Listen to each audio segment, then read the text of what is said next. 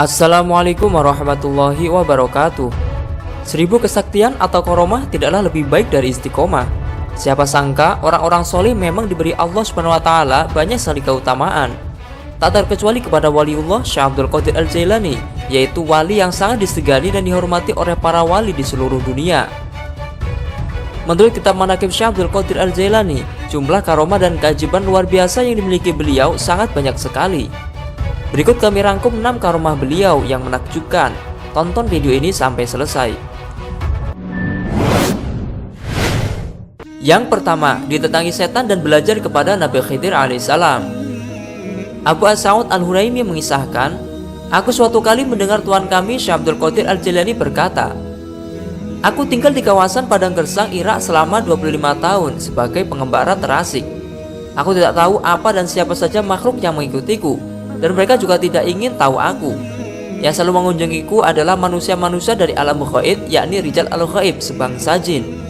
Aku bisa mengajari mereka tentang jalan menuju Allah SWT, yakni tarekat.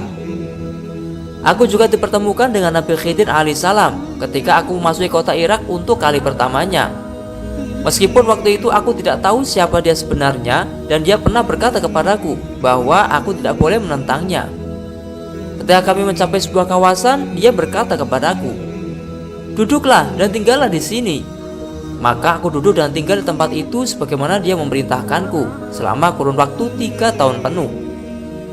Dia akan datang kepadaku setiap tahunnya, dan dia berkata kepadaku, tetaplah tinggal di situ sampai aku kembali. Segala pesona dunia serta daya tariknya selalu datang kepadaku dan berbagai bentuk dan tipu muslihat. Setan-setan juga mendatangiku dalam berbagai wujud serta menggoda dengan keahliannya. Tidak sedikit dari setan-setan itu yang terlibat perkelahian denganku, tetapi Allah SWT selalu menguatkanku dalam menghadapi mereka. Yang kedua, melihat Lauhul Mahfuz dan terbang di udara. Tertulis dalam riwayat bahwa Syekh Abdul Hafaz menyatakan, Syekh Abdul Qadir Al-Jailani biasa melayang di udara dan berkata, matahari tidak pernah terbit tanpa mengucapkan salam kepadaku. Demi kemuliaan dan murka Allah, aku melihat semua manusia yang baik maupun yang jahat. Mataku tertuju kepada Lauhul Mahfuz. Berkali-kali aku menyelam ke samudera ilmu dan kebijaksanaan yang dianugerahkan oleh Allah. Dan akulah kebaikan murni Allah kepada manusia dan utusan khusus kakekku, yaitu Rasulullah SAW, dan akulah khalifah beliau di bumi. Yang ketiga, menembus jarak. Diriwayatkan dari Syekh Umar, beliau berkata, aku suatu kali mendengar tuan kami Syekh Abdul Qadir Al-Jailani bercerita, keadaan ruhani ahwal pernah datang kepadaku tanpa terduga sama sekali. Pada awal masa-masa aku melakukan pengembaraan dan berada di padang tandus di wilayah Baghdad, aku berlari melewati jarak kira-kira 1 jam perjalanan, dan aku benar-benar tidak sadar bahwa aku sedang berlari. Saat aku kembali dalam kesadaranku yang normal, aku mendapati diriku sampai di kawasan Syahstar, di mana jarak tersebut dengan Baghdad kira-kira sekitar 12 hari perjalanan. Ketika sampai di sana, aku berdiri dan melihat sekeliling. Lalu seorang wanita datang kepadaku sambil berkata, apakah yang kamu alami itu membuatmu terkejut dan heran, padahal kamu tidak lain adalah Abdul Qadir Al-Jailani. Yang keempat, menaklukkan Raja Jin. Syekh Abu Futuh Muhammad bin Abdul Aziz Yusuf meriwayatkan bahwa suatu ketika Syekh Abu Said Abdullah bin Ahmad datang kepada Syekh Abdul Qadir Al-Jailani dan mengatakan bahwa putrinya yang berusia 16 tahun, Fatimah yang sangat cantik, kemarin naik ke tingkat rumah, tapi tiba-tiba dia lenyap dari sana. Ketika Syekh Abdul Qadir Al-Jailani mendengar hal ini, beliau menghiburnya dan mengatakan kepadanya agar tidak perlu khawatir. Sang wali agung kemudian memerintahkan dia untuk pergi ke sebuah hutan pada malam hari. Syekh Abdul Qadir Al-Jailani mengatakan bahwa di dalam hutan dia akan melihat banyak gundukan pasir. Dia harus duduk di gundukan pasir ke-6 yang dilewatinya, dan harus membuat sebuah gambar lingkaran di sekeliling dirinya sambil berkata, Bismillah. Dan kemudian berkata Syekh Abdul Qadir, menjelang sepertiga malam terakhir, kau akan melihat pasukan jin berlalu. Mereka tampak sangat mengerikan dan ganas, tetapi engkau tak perlu khawatir, tak perlu takut. Engkau harus tetap duduk dan menunggu. Tepat pada saat cahaya matahari pertama tampak, Raja Jin yang paling berkuasa akan lewat.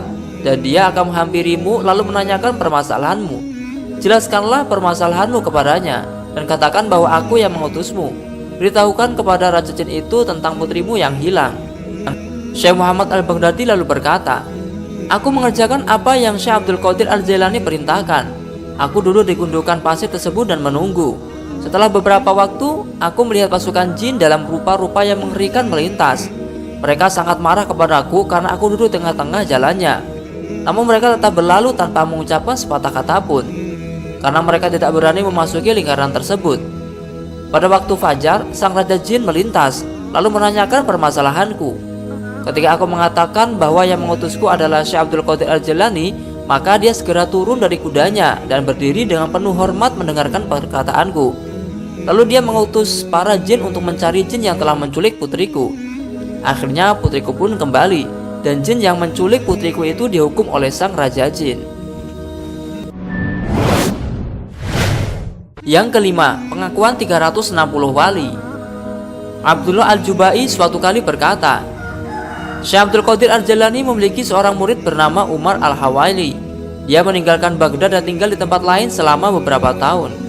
Ketika ia akhirnya kembali ke Baghdad, maka aku berkata kepadanya, 'Sekian lama kamu berada di mana?'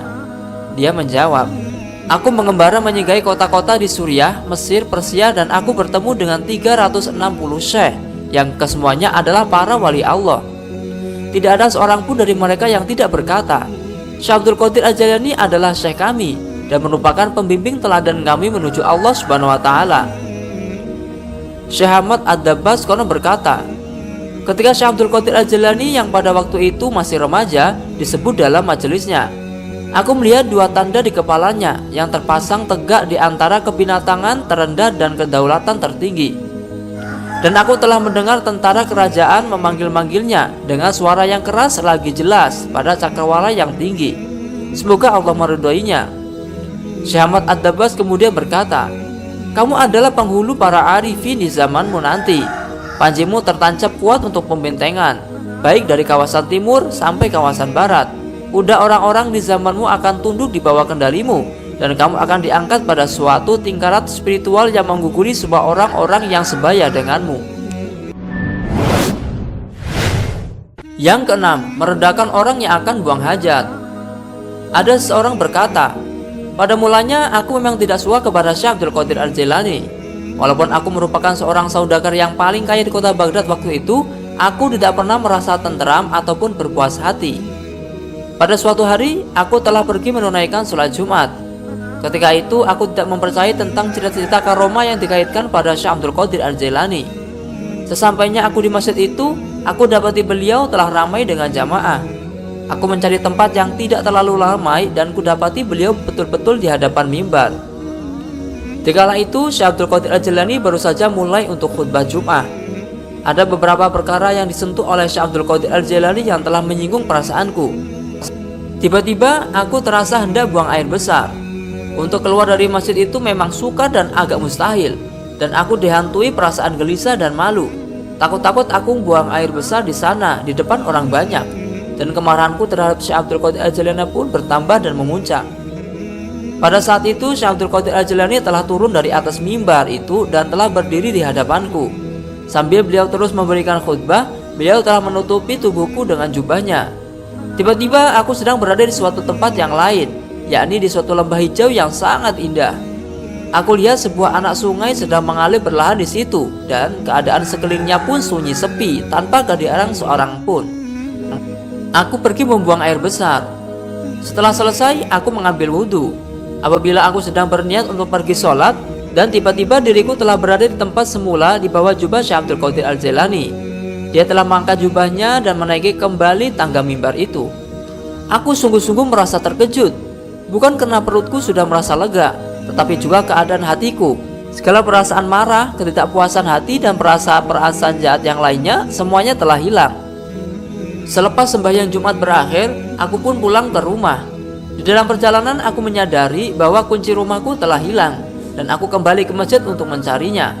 Begitu lama aku mencari, tetapi tidak aku temukan. Terpaksa aku menyuruh tukang kunci untuk membuat kunci yang baru.